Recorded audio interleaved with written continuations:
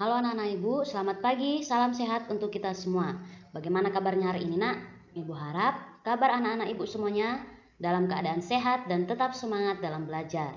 Nah anak-anak ibu, hari ini kita masih mempelajari tematik tema 1 dengan subtema yang baru yaitu subtema 4, hidup rukun di masyarakat pembelajaran pertama. Nah anak-anak ibu, kita langsung saja ke materi ya. Amatilah gambar berikut dengan cermat. Ceritakanlah perbedaan kedua gambar di atas kepada teman di sampingmu dengan percaya diri. Gambar manakah yang menunjukkan sikap rukun di masyarakat? Coba kita amati gambar berikut. Nah, di sini ada dua gambar. Nah, di sini kita disuruh gambar manakah yang menunjukkan sikap rukun di masyarakat? Gambar yang pertama atau gambar yang kedua, anak-anak? Coba kamu perhatikan. Nah, yang termasuk di sini yang menunjukkan sikap rukun di masyarakat yaitu gambar yang kedua. Di sini ada terlihat gambar masyarakat di sekitarnya. Di sini gambar masyarakat yang bekerja sama, kerja bakti, bergotong royong membersihkan lingkungan sekitar tempat tinggal mereka. Jadi mereka bersama-sama membersihkan lingkungan mereka supaya aman, bersih dan juga terlihat indah. Nah, jadi gambar yang kedua inilah yang menunjukkan sikap rukun di masyarakat. Sedangkan gambar yang pertama itu tidak merupakan sikap rukun di masyarakat karena orang-orang di lingkungan tersebut tidak mempedulikan kebersihan lingkungan mereka. Tidak ada kerjasama untuk membersihkan lingkungan mereka. Jadi yang gambar yang pertama itu tidak merupakan sikap rukun di masyarakat. Apakah masyarakat di sekitar rumah Udin selalu rukun? Berilah tanda centang untuk gambar yang menunjukkan sikap rukun di masyarakat. Nah, coba kita amati gambar berikut ini anak-anak. Nah, di sini ada 4 gambar.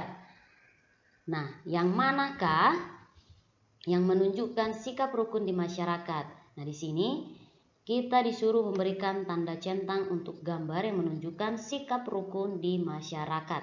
Nah, coba kita perhatikan gambar yang pertama. Apakah itu termasuk menunjukkan sikap rukun di masyarakat anak-anak? Ya, pada gambar tersebut mereka menolong orang yang jatuh dari sepeda motor. Nah, jadi gambar yang pertama ini merupakan atau menunjukkan sikap rukun di masyarakat karena mereka saling membantu atau mau menolong orang yang kesusahan atau yang sedang jatuh. Nah, sedangkan gambar yang kedua, coba kita perhatikan anak-anak. Di sini terlihat ada beberapa orang saling bekerja sama atau bergotong royong. Nah, jadi ini menunjukkan sikap rukun di masyarakat karena mereka bergotong royong dan bekerja sama. Nah, gambar yang ketiga, apakah musyawarah atau berdiskusi itu merupakan sikap rukun di masyarakat? Ya, ini merupakan atau gambar yang ketiga ini menunjukkan sikap rukun di masyarakat. Jadi bermusyawarah itu anak-anak termasuk juga menunjukkan sikap rukun di masyarakat. Apakah gambar yang keempat ini menunjukkan sikap rukun di masyarakat? Tidak. Karena orang-orang tidak peduli dengan keadaan lingkungan sekitar mereka. Lingkungan pada gambar nomor 4 ini berantakan, tidak ada kebersihan sama sekali. Jadi gambar yang keempat ini tidak merupakan atau tidak menunjukkan sikap rukun di masyarakat. Begitu ya anak-anak.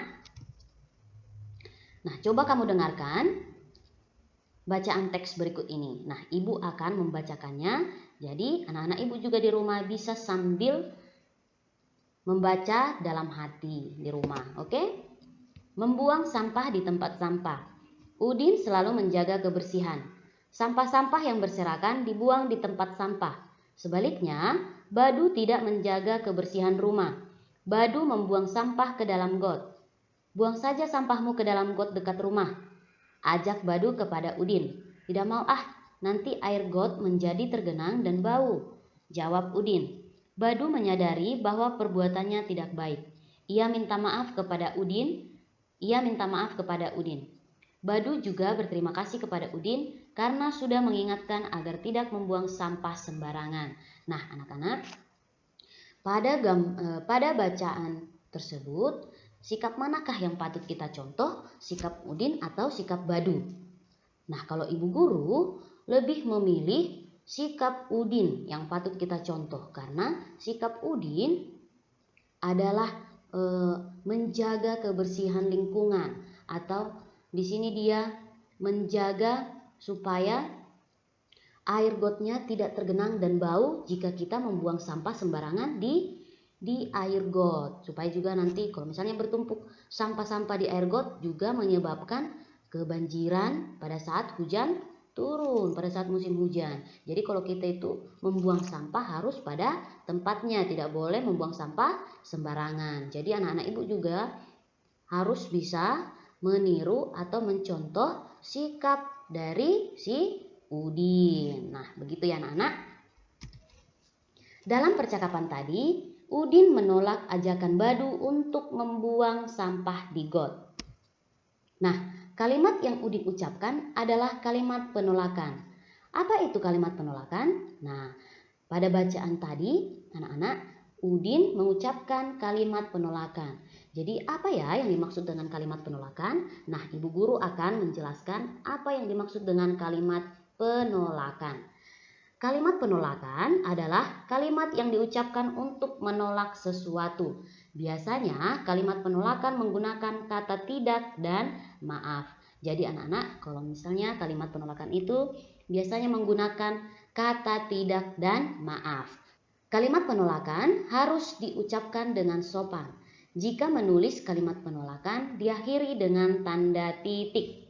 Nah, kalau kita mengucapkan kalimat penolakan juga harus dengan bahasa atau kalimat yang sopan. Dan juga pada kalimat penolakan biasanya kita menulisnya diakhiri dengan tanda titik. Contohnya anak-anak ada di sini. Maaf, saya tidak mau merobek buku ini. Nah, itulah merupakan salah satu contoh dari kalimat penolakan. Nah, sekarang coba buatlah kalimat penolakan jika kamu diajak untuk mencontek. Apa yang biasanya kamu ucapkan untuk menolak saat kamu diajak temanmu untuk mencontek? Nah, bisa saja anak-anak seperti ini yang biasa kamu ucapkan untuk menolak ajakan temanmu saat mencontek. Maaf teman, atau maaf Din, saya tidak mau mencontek karena mencontek itu adalah perbuatan yang tidak baik. Nah, bisa juga seperti itu kata pengucapan untuk menolak ajakan temanmu jika kamu diajak untuk mencontek. Yang kedua, diajak bermain saat kamu akan pergi. Nah, bisa juga seperti ini anak-anak kalimat penolakannya. Maaf Edo, saya tidak bisa ikut bermain karena nanti sore aku dan orang tuaku pergi ke rumah opung. Nah, bisa saja seperti itu contoh kalimat penolakannya anak-anak. Dan yang ketiga, diajak mengambil barang temanmu. Nah, biasanya apa yang kamu ucapkan nak untuk menolak ajakan temanmu mengambil barang temanmu? Nah, bisa juga kamu mengucapkan seperti ini. Ah, tidak mau ah.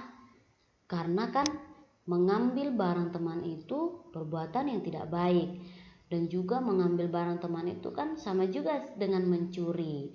Jadi aku tidak mau. Nah, seperti itu anak-anak bisa juga kita ucapkan untuk menolak ajakan teman kita jika kita diajak untuk mengambil barang temanmu. Amatilah gambar di bawah ini. Urutkan gambar di bawah ini sehingga menjadi sebuah cerita. Nah, coba kita amati terlebih dahulu gambar tersebut anak-anak. Lalu kita lihat manakah manakah dia urutan yang pertama, kedua, dan ketiga, supaya nanti setelah kita urutkan bisa menjadi sebuah cerita. Yang pertama, tidak apa-apa Din, ayo buang sampah di got agar lebih dekat dan mudah. Dan yang kedua urutannya yaitu yang ini anak-anak, aku tidak mau Badu, kita harus menjaga kebersihan lingkungan. Dan yang terakhir yaitu, terima kasih Udin, kamu sudah mengingatkan aku. Nah, jadi kita sudah selesai menurutkan gambar ini. Jadi dari yang kita urutkan tadi bisa dibuat menjadi sebuah cerita. Jadi ceritanya bisa jadi seperti ini anak-anak. Tidak apa-apa Din, ayo buang sampah di got agar lebih dekat dan mudah. Aku tidak mau Badu, kita harus menjaga kebersihan lingkungan. Terima kasih Udin, kamu sudah mengingatkan aku. Nah, begitu ceritanya nak, kalau kita sudah mengurutkannya. Rumah Udin bersih dan nyaman. Udin, Edo, dan Siti membuat prakarya di rumah Edo. Mereka membuat prakarya dengan bahan yang berbeda. Coba amati gambar di bawah ini. Nah, ini anak-anak, ada beberapa gambar yang ditempeli dengan biji-bijian. Ada biji kacang hijau, ada biji kacang kedelai, ada kacang merah, ada kacang hitam, ada jagung, dan juga yang lain-lain. Nah, anak-anak, ini adalah hasil karya yang disebut juga dengan kolase. Nah, kolase adalah karya seni rupa dua dimensi yang menggunakan bahan dasar bermacam-macam yang ditempelkan pada suatu gambar. Nah, seperti gambarnya, contohnya seperti gambar ini ya nak. Jadi dari bahan-bahan dasar biji-bijian tersebut kita bisa membuat sebuah hasil karya. Contohnya seperti inilah anak-anak. Oke? Jadi pada contoh gambar tersebut disebut dengan kolase. Nah, coba kita bandingkan dengan gambar berikut ini. Nah, pada gambar tersebut ini juga sama halnya dengan kolase tadi, gambar kolase tadi. Hanya saja gambar ini dibuat dari potongan-potongan kertas sehingga bisa dibentuk menjadi sebuah gambar seperti ini. Dari potongan-potongan kertas tadi anak-anak bisa kita buat hasil karya seperti contoh gambar yang ibu buat di sini. Jadi gambar tersebut disebut dengan mozaik. Nah, mozaik adalah pembuatan karya seni 2 atau 3 dimensi yang menggunakan material atau kepingan-kepingan yang disusun sehingga membentuk suatu gambar. Nah, seperti itulah contohnya anak-anak dari gambar mozaik. Nah, itulah perbedaan antara kolase dan mozaik. Kalau dia kolase, dia menggunakan berbagai macam biji-bijian yang kita tempel-tempelkan. Sedangkan mozaik itu menggunakan material atau kepingan-kepingan kertas atau kertas koran atau kertas buku atau kertas origami. Nah, itulah nanti yang kita susun sehingga membentuk suatu gambar. Pasangkan hasil karya dengan bahan dan peralatan yang sesuai. Nah, coba kita amati anak-anak. Yang pertama ada itu kertas gambar, pensil, biji-bijian. Nah, itu bisa membuat suatu hasil karya menjadi seperti ini anak-anak. Yang kita pasangkan ini ada gambar ikan. Nah, sedangkan gambar yang kedua ini ada kertas gambar, lem, pensil, krayon. Nah, itu kita pasangkan menjadi seperti ini gambarnya. Dan yang ketiga Ada alat dan bahannya itu pensil, kertas gambar, dedaunan, dan juga gunting. Nah, maka nanti hasil karyanya menjadi seperti ini. Tuliskan alat dan bahan yang digunakan Udin, Edo, dan Siti. Nah, gambar yang pertama itu adalah hasil karya dari Udin. Nah, alat dan bahannya yaitu kertas gambar, pensil, lem, daun kering, pensil warna, krayon, dan spidol. Nah, jadi dari alat dan bahan tersebut terbentuklah suatu hasil karya seperti gambar yang di atas ya nak. Sedangkan gambar yang kedua ini adalah hasil karya Siti.